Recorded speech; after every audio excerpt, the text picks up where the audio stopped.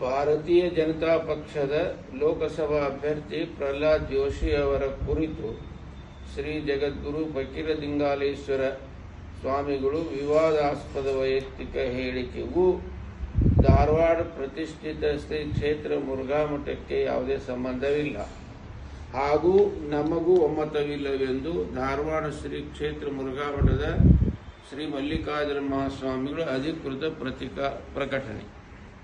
ಮಾನ್ಯರೇ, ಪ್ರತಿಷ್ಠಿತ ಶ್ರೀ ಕ್ಷೇತ್ರ ಮುರುಘಾ ಮಠ ಲೋಕ ಕಲ್ಯಾಣಾರ್ಥ ಸ್ಥಾಪನೆಯಾಗಿದ್ದು, ಮಠದ ಹಿರಿಯ ಶ್ರೀಗಳು, ಮದತನಿ ಶ್ರೀಗಳು, ಮುರುಘರಾಜೇಂದ್ರ ಶ್ರೀಗಳು, ಮೃತ್ಯುಂಜಯ ಅಪ್ಪಗಳ, ಮಹಂತ ಅಪ್ಪಗಳ ಹಾಗೂ ಹಲವಾರು ಧೀಮಂತ ಹಾಗೂ ಭಕ್ತಾದಿಗಳ ಪರಿಶ್ರಮದ ಫಲದಿಂದ ಸ್ಥಾಪಿತ ಹಾಗೂ ಸರ್ವ ಸಮಾಜದ ಭಕ್ತರು ನಡೆದುಕೊಳ್ಳುವ ಪವಿತ್ರ ಕ್ಷೇತ್ರವಿದೆ.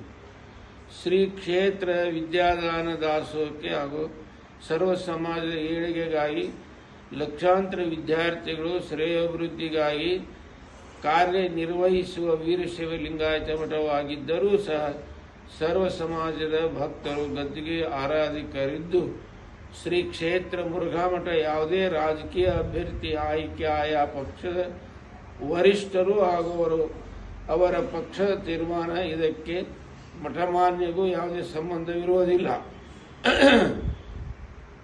ಇಂಥ ಸಂದರ್ಭದಲ್ಲಿ ನಿನ್ನೆ ದಿನಾಂಕ 27/3/2024 ಶ್ರೀ ಲಿಂಗಾಲೇಶ್ವರ ಸ್ವಾಮಿಗಳು 3000 ಮಠದಲ್ಲಿ ಸ್ವಾಮಿಗಳ ಸಭೆ ಅಂತ ಮಠಕ್ಕೆ ಕರೆದು ಧಾರವಾಡ ಲೋಕಸಭಾ ಬಿಜೆಪಿ ಅಭ್ಯರ್ಥಿ ಪ್ರಹ್ಲಾದ್ ಜೋಶಿ ಅವರ ಬದಲಾವಣೆ ಕುರಿತು ನೀಡಿದ ಹೇಳಿಕೆ ಶ್ರೀ ಲಿಂಗಾಲೇಶ್ವರ ಸ್ವಾಮಿಗಳ ವೈಯಕ್ತಿಕ ಹೇಳಿಕೆ ಆಗಿದ್ದು ಹಾಗೂ ಹೇಳಿಕೆ ವಿವಾದಾಸ್ಪದವಾಗಿದ್ದು, ಸದರಿ ಹೇಳಿಕೆಗೂ ನಮಗೂ ಹಾಗೂ ಶ್ರೀ ಕ್ಷೇತ್ರ ಮುರುಘಾ ಮಠಕ್ಕೆ ಯಾವುದೇ ಸಂಬಂಧವಿರುವುದಿಲ್ಲ.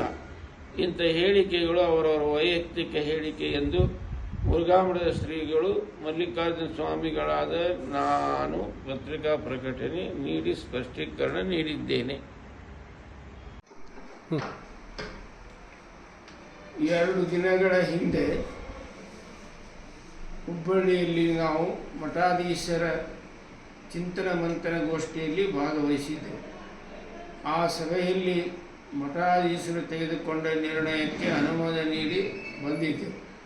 ನಿನ್ನೆ ದಿನ ಕೆಲವೊಂದು ಜನ ಬಂದು ನಮ್ಮ ಮೇಲೆ ಒತ್ತಡವನ್ನು ಹಾಕಿ ನನ್ನ ಆರೋಗ್ಯದಲ್ಲಿ ಸಮಸ್ಯೆ ಇದ್ದ ಕಾರಣ ನಾನು ಹೆಚ್ಚಿಗೆ ಮಾತನಾಡುವ ಸ್ಥಿತಿಯಲ್ಲಿ ಇರಲಿಲ್ಲ. ಅವರೇ ನನ್ನ ಮೇಲೆ ಒತ್ತಡವನ್ನು ಹಾಕಿ ಅವರೇ ಪತ್ರವನ್ನು ಬರೆದುಕೊಂಡು ಬಂದು ಸಹಿ ಮಾಡಿಸಿ ನನ್ನಿಂದ ಓದಿಸಿದ್ದಾರೆ. ಒತ್ತಾಯಪೂರ್ವಕವಾಗಿ ನೀಡಿದಂಥ ಹೇಳಿಕೆಯನ್ನು ಸಮಾಜದ ಹಿತದೃಷ್ಟಿಯಿಂದ ನಾವು ಹಿಂಪಡೆಯುತ್ತೇವೆ.